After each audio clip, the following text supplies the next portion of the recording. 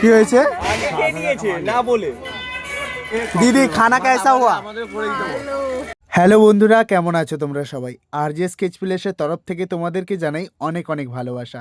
আজকে অনেক দিন পর মধুমিতাদির বিয়ের কিছু ভিডিও নিয়ে তোমাদের কাছে চলে এলাম। প্রচণ্ড কাজের চাপে এই ভিডিওটাই এডিট করে উঠতে পারিনি, তাই অনেক দিনের পরে এডিট করতে বসলাম। গায়ে হলুদের শেষে দুপুরে খাওয়া দাওয়ার পরে ঝিলের সাইডে এসে দেখি এখানে চলছে রাত্রের মেনুর জন্য প্রস্তুতি পর্ব। মানে বুঝতে পারছো কতটা পরিমাণে চিংড়ি মাছ রয়েছে। আর একটা জিনিস দেখে আমি ভীষণ অবাক হয়েছিলাম, এই যে পুকুরের মাছগুলো। আর দেখতে দেখতে সন্ধে গড়িয়ে এলো, তো এখানে এসে দেখি দিদির মেকআপ আর্টিস্ট দিদিকে একেবারে রেডি করিয়ে দিয়েছে, তাই দিদিকে নিয়ে একটু ফটোশ্যুটে বেরিয়ে পড়েছিলাম। আর তোমরা একবার দেখো দিদির হাতে গাছ কৌটোটা কত সুন্দর মানিয়েছে। তোমরা কমেন্টে জানাবে কেমন লাগছে। তারপরেই আমি দাদাদের সঙ্গে চলে এসেছিলাম একেবারে সরাসরি মকটেল কাউন্টারের দিকে। বাট ওখানে অনেক অপশান ছিল, প্রচুর পরিমাণে স্টল ছিল।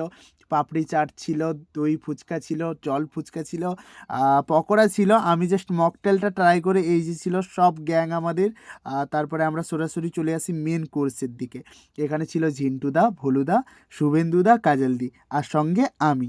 চলো একটু মেন কোর্সের মেনুগুলো তোমাদের সঙ্গে শেয়ার করি। এই প্রথমে চলে এসছে স্যালাড, আর তারপরেই ছিল একেবারে চিংড়ির গরমা গরম চপ। আর ওটা মুখে নিতেই না নিতে আবার চলে এসেছিল বাসন্তী পোলাও। আর বাসন্তী পোলাওয়ের সঙ্গে দুটো খুব ফেভারিট মেনু চুজ করেছিল। ওখানে ছিল একদম চিংড়ি মাছের কালিয়া, আর তার সঙ্গে যেটা না হলেই নয় বুঝতে পারছো, বাটার চিকেন। জাস্ট অসাধারণ। আর দেখতে দেখতে আমার পাতে চলে এসেছিলো সাদা ভাত, আর ছিল ভেজ ডাল।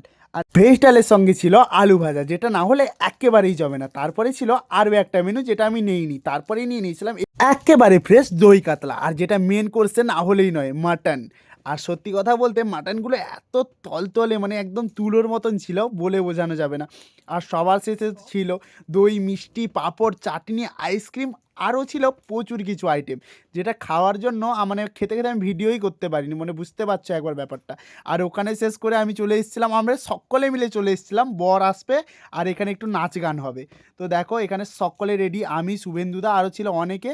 আর এদিকে দিদি আরও সবাই রেডি একেবারে বরণের থালা নিয়ে। আর সত্যি কথা বলতে বিয়েতে পুরোপুরি আমি থাকতে পারিনি, ঘুম চলে এসেছিলো। আর এই ছিল দিদির বিদায়ের বেলা, খুব কষ্টের একটা মুহূর্ত। বাই বাই বন্ধুরা, এই পর্যন্ত।